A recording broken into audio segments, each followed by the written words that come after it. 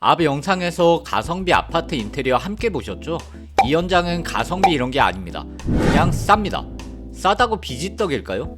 절대 아닙니다. 근데 비지가 얼마나 맛있고 몸에 좋은데 그런 소리. 안녕하세요. 인테리어 디자인 연구소 김 소장입니다. 디자인 연구소라고 디자인만 연구할까요? 상가 인테리어는 디자인에 좀 더 치우쳐서 컨셉을 잡는다면 아파트 인테리어는 얼마나 고객의 니즈를 바탕으로 실용성을 염두에 두고 인테리어를 할 수 있을지를 더 연구하죠. 가격과 디자인 실용성까지 3마리 토끼를 잡은 28평 아파트 인테리어 견적 금액 확인까지 꼭 하고 가실 거죠? 지금 바로 시작합니다.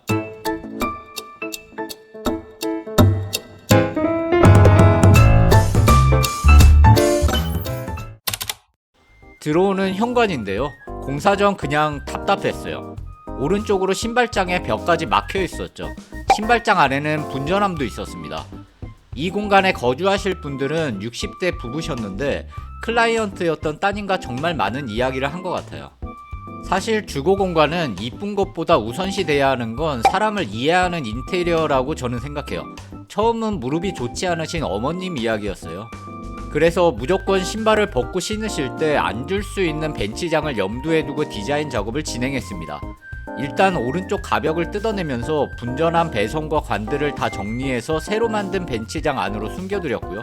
벤치장 뒤로 파티션을 전체적으로 막게 되면 결국 공사 전과 별다를 것 없는 답답한 느낌 그대로일 것 같아서 파티션 상부로는 거실과 분리되지만 개방감 있는 투명 유리로 시공했고요. 신발장은 왼쪽 벽으로 시공하면서 외출하실 때 옷매무새를 다듬으실 수 있는 거울문을 시공해드렸고, 오른쪽 2개의 문은 푸시 형태로 시공하게 되면 깔끔하긴 하지만 살짝만 부딪혀도 열고 닫히는 문제가 있다 보니 아버님과 어머님께는 부드러운 손잡이가 나을 것 같다고 제안드려서 그렇게 시공되었습니다. 이곳은 중문이 없는데요. 열고 닫고 불편하실 것 같다는 말씀에 중문 설치는 공사에서 제외하고 대신 현관에서 들어올 수 있는 우풍을 생각 안 할 수 없다 보니까 차선책으로 단열 방화문으로 시공해드리면서 패킹도 제대로 넣어서 조금이나마 우풍 차단에 도움이 될 수 있도록 시공되었습니다.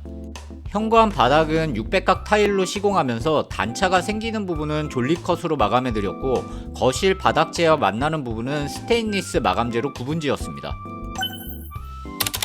거실 바닥이 만약 마루나 타일이었다면 보통 현관에서 타일 마감을 할 때 1대1로 단차 없이 시공되도록 제어해서 시공했겠죠.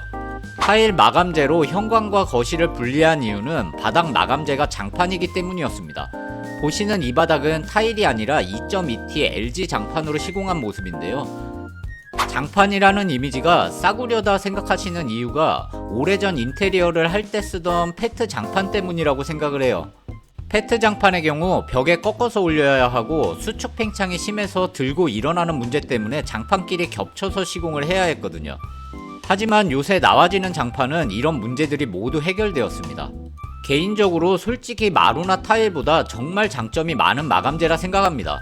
이음선이 없어 먼지가 낄 이유도 없고 습기나 오염에도 강해서 관리하기도 쉽고 난방열 전도도 잘 되죠.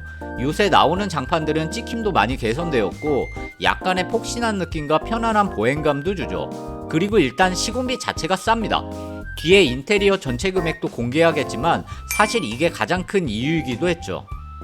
거실 확장은 사실 그렇게 추천드리진 않지만 이 현장은 투베이 구조이다 보니 정말 식탁을 놓을 공간이 없어서 클라이언트와 정말 많은 대화 끝에 확장은 필수다 결정되었습니다.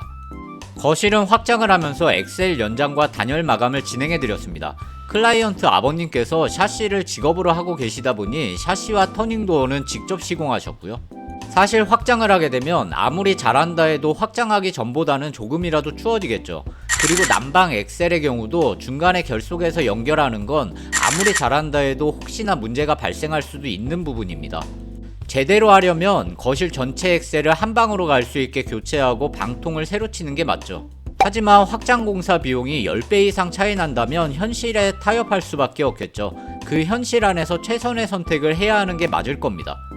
다음은 전체 걸레바지입니다. 기성으로 필름이 붙여져서 나오는 마감재로 마감했는데요.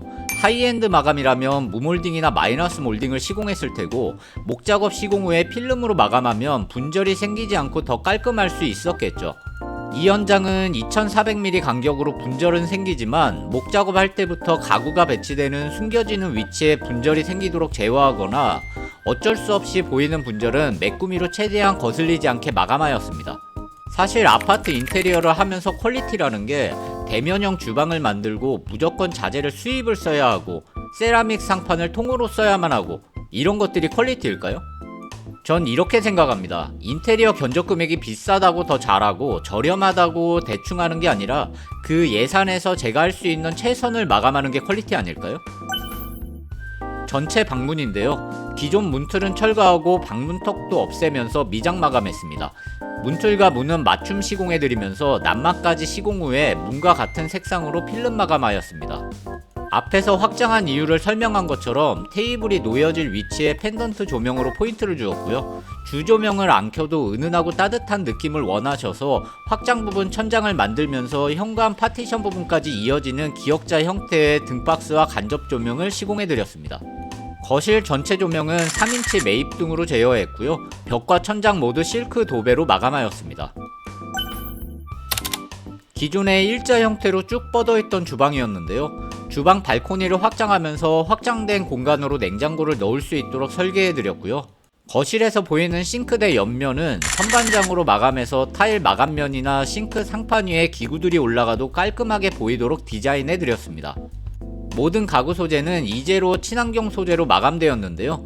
여기서 오해하시는 부분들이 인테리어 비용이 저렴해지면 안 좋은 자재 쓰는 거 아니냐 많이 물어보시는데 저 같은 경우엔 그거 조금 아끼겠다고 굳이 안 좋은 소재를 찾아서 제가 직접 헤매고 돌아다니는 게 더 스트레스일 것 같아요. 대리석 상판은 클라이언트 어머님의 의견에 따라 두껍게 마감해드렸고요. 뒤로 키 큰 장을 설계해 넣어드렸는데요. 처음 제안은 중간 부분에 문을 달아서 전자레인지나 밥솥을 평소엔 가리자 제안드렸는데 굳이 문 열고 전자레인지 열고 밥솥 열고 하시는 것 자체가 일이다 이야기하시는 거에 동감해서 우드 포인트를 주면서 오픈장으로 만들어드렸습니다. 디자인이라는 건 그 공간에서 실제로 살게 될 우리의 습관이 먼저겠죠.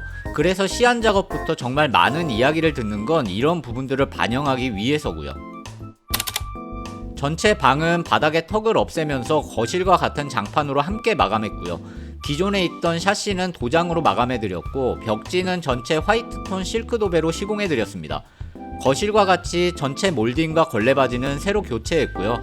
작은 방에 있던 기존 붙박이는 내부 선반은 새로 만들어드리고 문틀은 그대로 살리면서 도장으로 마감했고 문은 새로 제작해서 달아드렸습니다.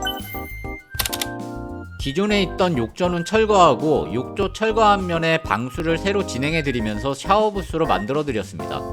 반다리 세면대와 플랩장으로 제작해드렸고요.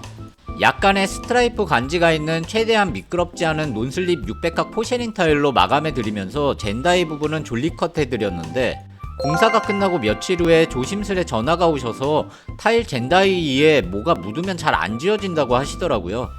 혹시나 어르신들 위험하실까 미끄럽지 않은 타일 표면만 생각하다가 사실 제가 놓친 부분이었죠. 바로 인정하고 대리석 젠다이로 교체해드렸습니다. 처음 견적 의뢰를 주셨을 때 예상 금액이 있으셨어요. 확장이 없는 상태에서 최대한 맞게 디자인과 설계를 뽑아드리고 있다가 확장 이야기가 나오면서 소재들과 시공들을 조정할 수밖에 없었는데요. 일단 현관과 확장은 양보할 수 없는 부분이었고 바닥 자재는 장판으로 바뀌고 방 안의 붙박이장들은 리폼으로 진행되었고 욕실 기구나 주방 기구들은 좀 더 저렴한 소재로 변경되었습니다. 확장까지 포함해서 전체 실행금액 2,800만원에 공사되었고요. 샤시는 아버님께서 개별 진행하셨습니다.